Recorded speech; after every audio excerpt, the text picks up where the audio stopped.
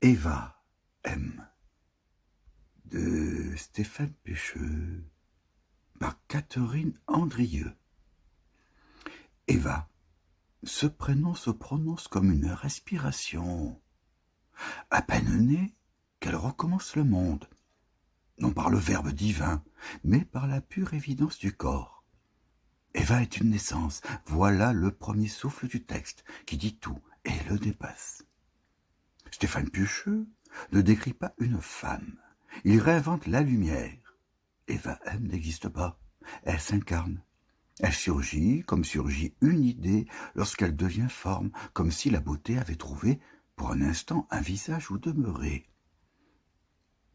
Il y a dans cette écriture la précision du sculpteur et la ferveur du mystique.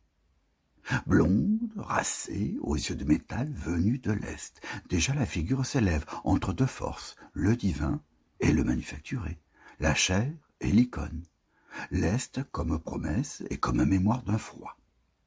L'œil du narrateur ne s'y trompe pas, ce qu'il regarde ce n'est pas la femme, mais le passage du monde dans la femme.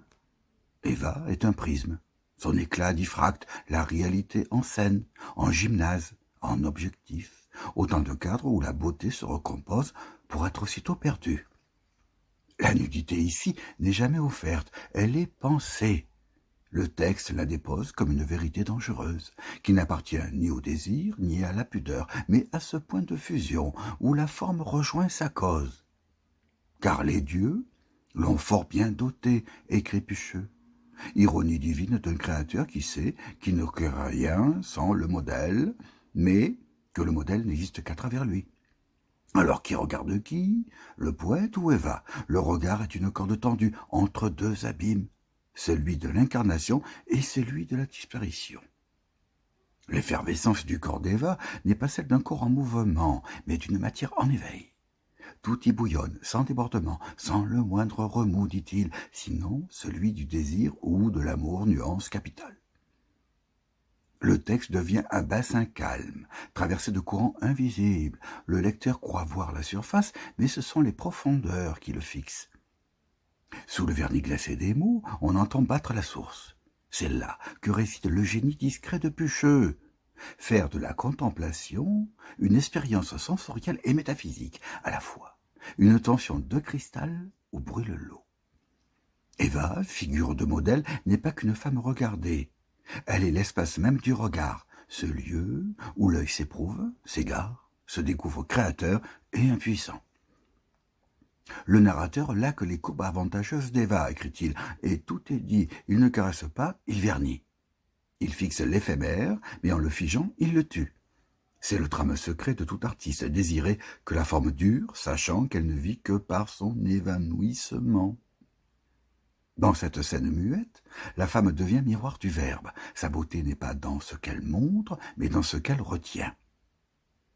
Pécheux ne cède jamais à la tentation du lyrisme ou de la possession. Il écrit comme on écoute un secret. Eva n'est pas un corps à atteindre, mais une frontière à contempler.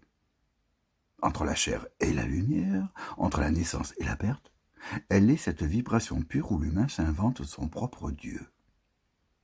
Et peut-être que tout poème n'est que cela, une tentative pour retenir une apparition qui ne va pas durer.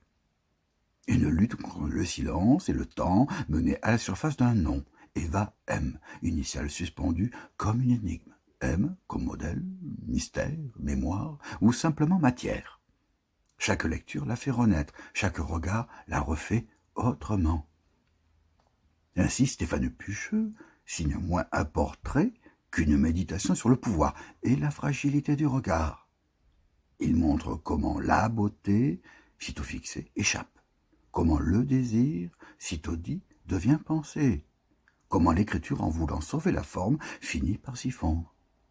Eva M n'est pas un poème sur la femme, mais sur l'impossibilité de la nommer. Une effervescence sans remous, un tremblement du visible avant qu'il ne s'éteigne.